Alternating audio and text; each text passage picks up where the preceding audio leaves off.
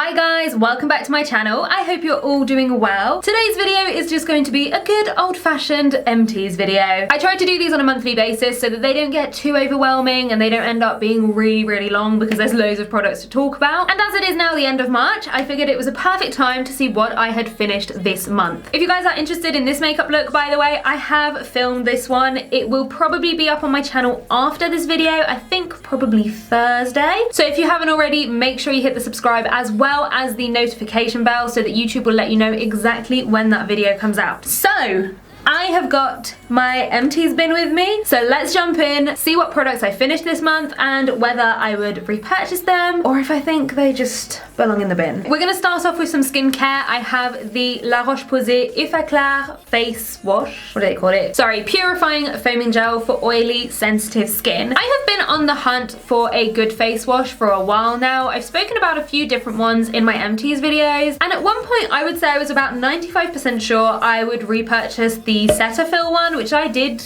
enjoy at the time, but I didn't feel like I was 100% happy. I saw this one on sale on Superdrug. It's like constantly on offer, like 25% off, which is pretty good because it's about £13 normally. And I hadn't really used La Roche-Posay for a while. I used to use them a lot growing up, and I thought, let me give this one a chance. I've actually already repurchased this one. I find it very nice to use. It's just very pleasant. It does definitely have some fragrance to it. It has a very particular smell, and that is what I always find a little bit confusing with these French brands. They say that they're for sensitive skin, but a lot of them do have fragrance, so I'm like, which one is it? But yeah, it smells quite soapy, I would say, but I don't find it to be particularly aggressive on my skin. I have had the odd day here and there where, like, afterwards I've thought, okay, maybe it has left me a little bit dry, but I feel like it was definitely when it was a bit colder. So maybe, you know, when the weather is really cold, I should be looking to use something else. But overall, I would say I quite enjoy using it. My face definitely feels clean afterwards. So as I said, I've already repurchased it, and I think I probably will as long as I find it on sale. So yeah, it's a face wash that I've really been enjoying. Next up is one that I have literally finished this morning. I'm quite sad about this. And I will say this is a product that I don't think is essential in your routine at all, and this one is a pricier option, but I wanted it. The whole time I worked for Clinique, and when I left, I finally treated myself. This is the Clinique Moisturiser Hydrating Lotion. I absolutely love the Moisturiser range. I haven't tried everything, but everything that I have tried in the range, I've just really loved. It's just a range that focuses on keeping your skin hydrated, and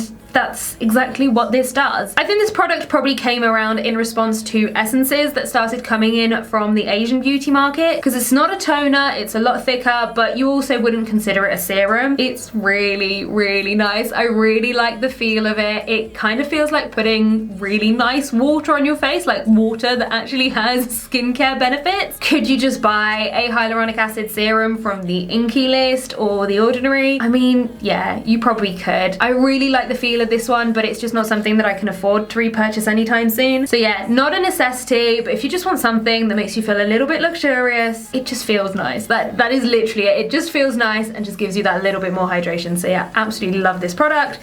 Just can't afford to buy it again. Okay, so next up, yes, this is a bottle of fairy liquid. Hear me out. You're not going to start hearing about all my household trash, but I want to talk to you guys about washing my brushes, because I never have done here on my channel. So I have a couple of products here. This is the Fruity by Superdrug shampoo. This is the cherry and almond one. I also have the conditioner, but I haven't quite finished it yet, so it's downstairs. And then I have a bottle of fairy antibacterial liquid. I don't do any spot cleaning at the moment with my brushes. I probably should get one for the amount of times where I start a look and then hate it and stop and then start again. Like, I probably should get a spot cleaner for that, but because I'm someone who does struggle with acne, I just prefer to do a full deep clean of my brushes every time, so I end up doing it most days after putting on makeup. The way that I do it is I mix in equal parts of the shampoo with the conditioner. The first time I got these, they came with pumps, and the last couple of times I've bought it, it hasn't, so I just switch out the pumps every time, so it's really easy to give an equal amount of the two. So equal parts shampoo and and conditioner, and I wash my brushes with that. And then anything where I have used a liquid, so my foundation brush, the brush that I've used for my P. Louise base, anything that's touched a liquid or a cream, I then do a second wash with the Fairy antibacterial liquid, and it has to be the antibacterial one because brushes that have been in contact with liquids and creams are more likely to harbour bacteria. That is the method that was taught to me on my makeup course, so that is what a makeup artist taught me, and I'm quite happy with carrying on doing this on my brushes for the foreseeable future because it's insanely affordable. Like, I bought this last year and it has taken me months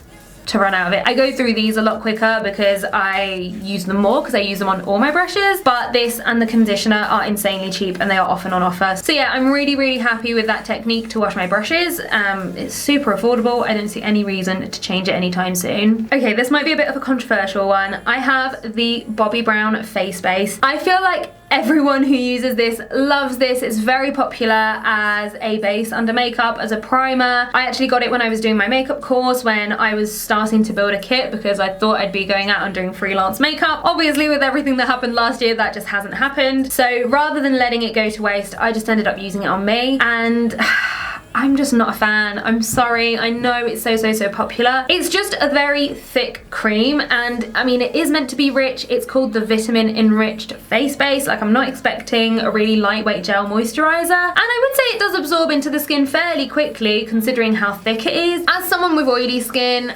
it's just not my favorite texture. I do just prefer something that's gel based, something that goes on my skin feeling a lot lighter. I will say what I did quite like the fact that it was really thick for was before going for a bike ride, because it is cold and windy at the moment, so it's quite aggressive on the skin. So I did like having the really thick moisturizer for that. I'm not going to repurchase it for cycling for £45. Like, I'd rather find something for the drugstore. So if you do have drier skin, I can see why people like it. It's just not for me, and it is very expensive, so it's nice to be able to say that I tried it, but I won't be getting it again. I do have a little bit of hair care. We've got the Faith in Nature Tea Tree Conditioner. If you do the curly girl method, you will definitely have heard of this brand. It is one that comes up a lot, and I would say that it's probably the conditioner that I've had the most success with, but it still didn't quite work for me. If you've never heard of the curly girl method, the idea is to wash your hair with a conditioner or a dedicated co-wash product, so co-washing, washing with conditioner. And I've spoken about this before in Empties video. The issue for me is just the conditioner is too heavy to wash my hair with because my roots do get pretty oily. So the very last attempt that I had at the full curly girl method was with this conditioner. It says that it is cleansing and for normal to oily hair. It definitely worked better for me than other ones that I tried before, but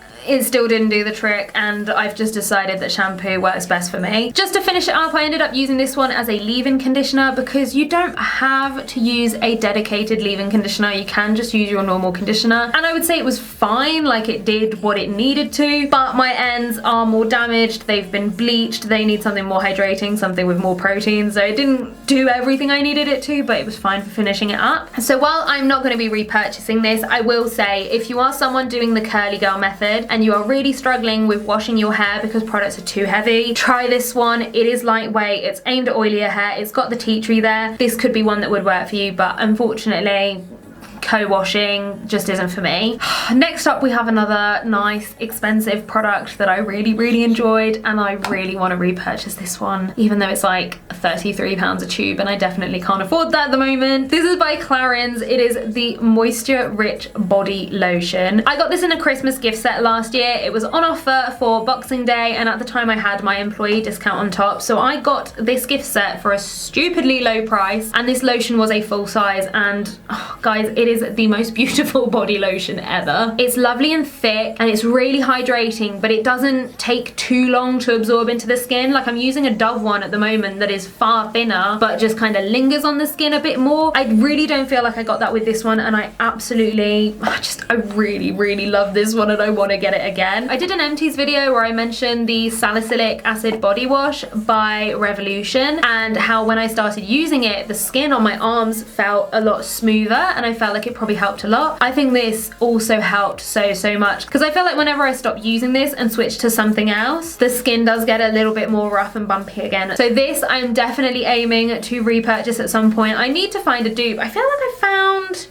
an affordable dupe actually. It might have been Body Shop. I need to look into that. But yeah, I did love the way it felt. So if you do like a really lovely body lotion and you can afford it, this is so nice. This is so nice. I'm so sad I finished it and I will buy it again one day. Next up, we have a product from a brand that I have never mentioned on my channel before. This is the Yes To Watermelon Super Fresh Gel Moisturiser. I don't feel like I hear a lot of people talking about this brand, and when I have over the last few months, it's been like people having allergic reactions to sheet masks. I think they have a brightening one with vitamin C that people are using, and you know, their skin's sensitive to it. I haven't tried that particular product myself. I can't really comment on that situation, but I will say that I am really enjoying this moisturizer. I have already repurchased it. I wanted a gel moisturizer that I could use instead of Moisturiser by Clinique, because that I love the texture. It's absolutely perfect for me. A little bit out of my budget again, as is the case with many of these more expensive items. And I did also want to have vitamin C in my routine, but rather than having it as a separate serum, I wanted something in a moisturizer, just, you know, putting two steps in together, saving me a little bit of time in the morning. And I do really like this. I don't know that I'm getting a lot of effects from the vitamin C. I don't know that it's the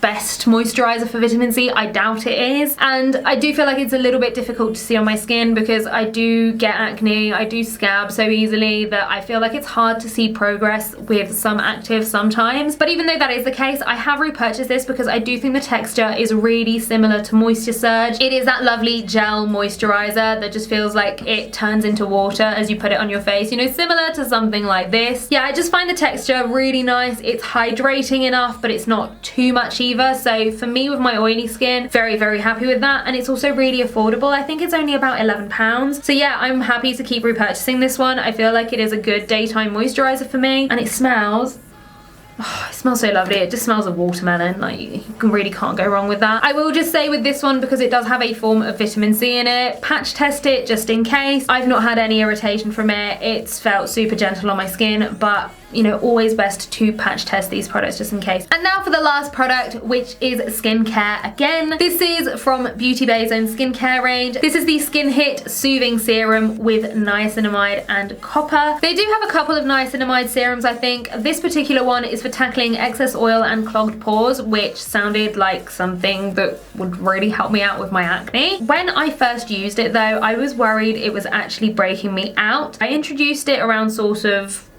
November time, I want to say, and my skin wasn't really doing well at the time. And when I introduced this, I felt like it was getting worse. I had spots on my forehead. I was getting those deep under the skin painful ones that just don't go away, and I thought maybe this is it, maybe I should stop using it. So I did. I think I simplified my routine at the time, and then I went to work in December, and what ended up happening, which was really unexpected, is that because I was wearing a mask, I couldn't touch my face all day. I couldn't pick up my spots or anything, so my skin really improved. It really was the best it's looked in like a good few years. So it was looking really great in January, and I thought, let me reintroduce this, let's see what happens. And this time around there was no breakout. Now, because my spots had gone away at that point, I was then seeing the redness and the scarring that was left behind. And after using this for a few weeks, I would say that I was definitely starting to notice a reduction in the redness of my skin. Unfortunately, good skin doesn't last on me. I would say it's definitely not gone back to its worst, but it's not doing very well at the moment. But when my skin was doing well, I would say that it was definitely aiding in the recovery process after the spots to just make my skin overall look better. I haven't repurchased this one at this stage. I have got a different one from Face Theory, which is a bit more expensive. This one is only like £5 or £6, but that one also has azelaic acid, which I really wanted to try. It does also have salicylic acid, so I don't use it morning and evening because I'm worried it's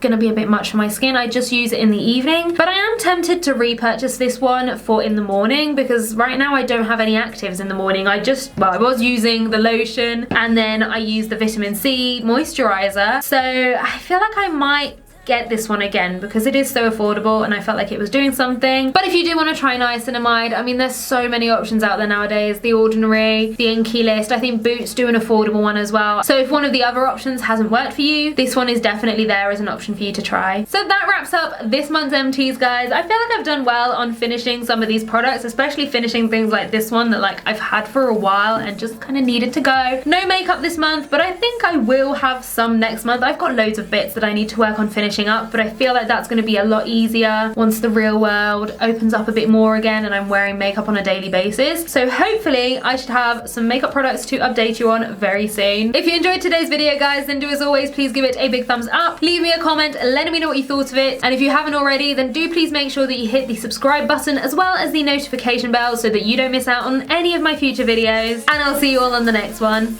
Bye, guys.